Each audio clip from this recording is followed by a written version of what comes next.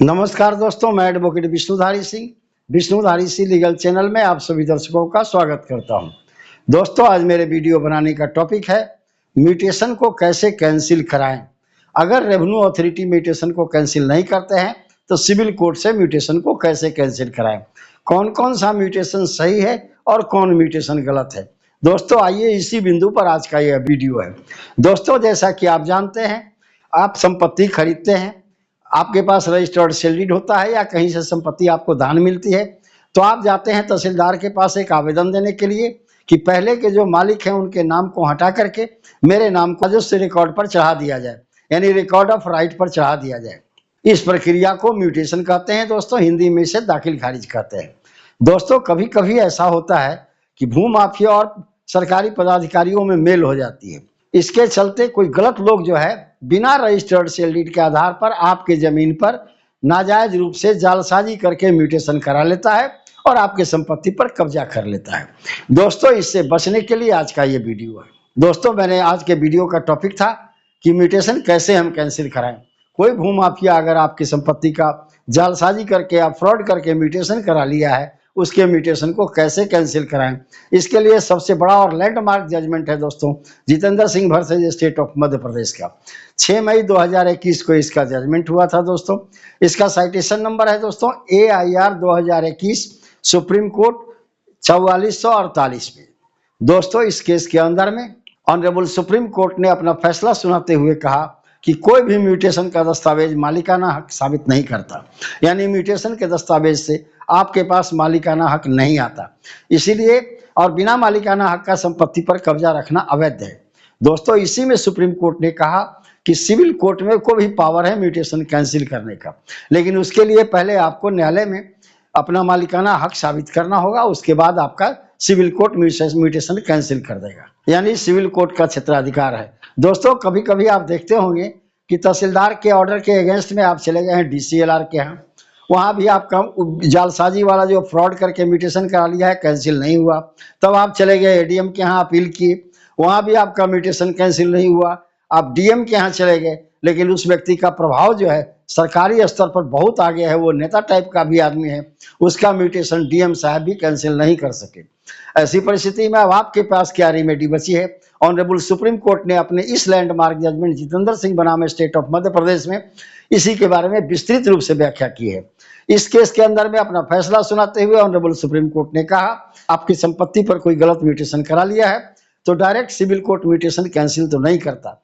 इसके लिए आपको सिविल कोर्ट के अंदर में सबसे पहले मालिकाना हक साबित करना होगा, और मालिकाना हक साबित करने के लिए सेक्शन 34 स्पेसिफिक रिलीफ एक्ट के अंदर में डिक्लेरेशन सूट फाइल करना होगा, जिसके अंदर में आपको अपना मालिकाना हक साबित करने के दस्तावेज की प्रमाणिकता देनी होगी, यानी दस्तावेज के अनुसार आपको उस संपत्ति का मालिक घोषित कर दिया जाएगा।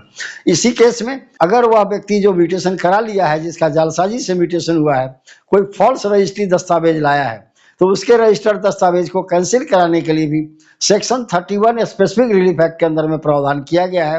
एक रिलीफ इसकी भी मांग उसी केस में कर लेंगे, अलग से केस करने की आवश्यकता नहीं है। एक ही केस में अपना टाइटल भी डिक्लेयर करा लेंगे और उसी केस के अंदर में उनके रजिस्टर्ड सेल डीड को कैंसिल भी करा लेंगे। और तीसरा इसमें है प्रार्थना दोस्तों, तीसरा रिलीफ इसी केस के अंदर में ऑनरेबल सुप्रीम कोर्ट ने कहा है कि आप 38 स्पेसिफिक रिलीफ एक्ट के अंदर में सिविल कोर्ट से यह मांग करेंगे कि उस प्रतिवादी के विरुद्ध में जो जालसाजी करके म्यूटेशन करा लिया है या जालसाजी जिसकी कोई रजिस्टर्ड दस्तावेज रखे हुए है, उसके विरुद्ध में परमानेंट इंजेक्शन का आदेश पारित कर दिया जाए। अगर आपने मालिकाना हक न्यायालय में साबित कर दिया तो निश्चित तौर पर उसके दस्तावेज को न्यायालय कैंसिल कर देगा सेक्शन 31 में, और आपके पक्ष में परमानेंट इंजेक्शन का आदेश पारित हो जाएगा। और प्रतिवादी वह व्यक्ति जिसने कि फॉल्स किया है, वह जो आदमी जो माफिया बना हुआ है, दूसरे की जमीन पर कब्जा करता है, उसे जाने से न्यायालय रोक देगा और पुलिस को भी आदेश दे देगा कि ऐसे माफिया को इस संपत्ति पर से बेदखल कर दो। इस प्रकार आप देख रहे होंगे कि डायरेक्ट सिविल कोर्ट के अंदर में तो कोई प्रावधान नहीं है म्यूटेशन कैंसिल करने का, लेकिन मालिकाना हक साबित करने के बाद आप उस संपत्ति पर उस व्यक्ति के म्यूटेशन को कैंसिल करा सकते हैं। दोस्तों, इसी केस के अंदर में ऑनरेबल सुप्रीम कोर्ट ने कहा कि कौन कौन से दस्तावेज हैं जिससे आपका मालिकाना हक साबित होगा। दोस्तों, ऑनरेबल सुप्रीम कोर्ट ने कहा कि सबसे पहले खतियान है। खतियान के आधार पर अगर वंशावली सही है तो माना जाएगा कि आप टाइटल होल्डर हैं। दूसरा, ऑनरेबल सुप्रीम कोर्ट ने कहा कि अगर कोई रजिस्टर्ड सेल डीड है, रजिस्टर्ड विल है या रजिस्टर्ड डीड ऑफ गिफ्ट है या रजिस्टर्ड रिलिक्विशमेंट डीड है, इसके आधार पर अगर आप संपत्ति के मालिक बने हैं तो यह एक वैलिड डॉक्यूमेंट टाइटल साबित करने का है। तीसरे स्तर के लिए सुप्रीम कोर्ट ने कहा कि किसी भी सिविल कोर्ट का यानी कॉम्पिटेंट सिविल कोर्ट का, चाहे वो सिविल कोर्ट है या ऑनरेबल हाई कोर्ट हो या ऑनरेबल सुप्रीम कोर्ट हो, किसी भी सिविल कोर्ट का, किसी भी व्यवहार न्यायालय का या किसी भी जुडिशियल कोर्ट का जो कॉम्पिटेंट डिग्री हो, उस डिग्री से भी आपको मालिकाना हक मिलता है। उस डिग्री की, वो डिग्री जिसके पक्ष में होती है, न्यायालय मानता है कि उसके पक्ष में मालिकाना हक है और उसके नाम पर दाखिल खारिज किया जा सकता है।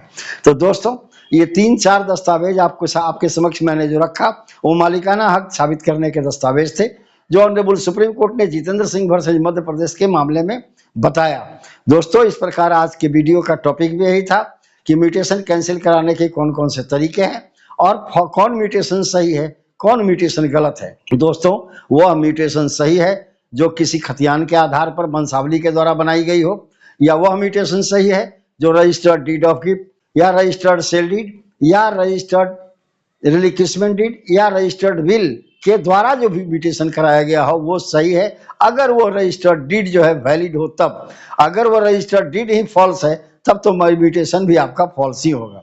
अगर ये सब चीज आपके पास है तो आपका म्यूटेशन सही है, और अगर ये सब चीज आपके पास नहीं है, यानी संपत्ति पर आपके पास मालिकाना हक साबित करने का कोई दस्तावेज नहीं है, तो आपके द्वारा या उस व्यक्ति का जो भी म्यूटेशन किया हुआ है उस संपत्ति पर, वह संपत्ति फॉल्स, जालसाजी माना जाएगा, फ्रॉड माना जाएगा। इससे अलग हट करके कोई भी दस्तावेज नहीं है जिसके आधार पर कोई व्यक्ति अपना म्यूटेशन करा सके। धन्यवाद दोस्तों, यहीं पर मेरा वीडियो संपन्न होता है।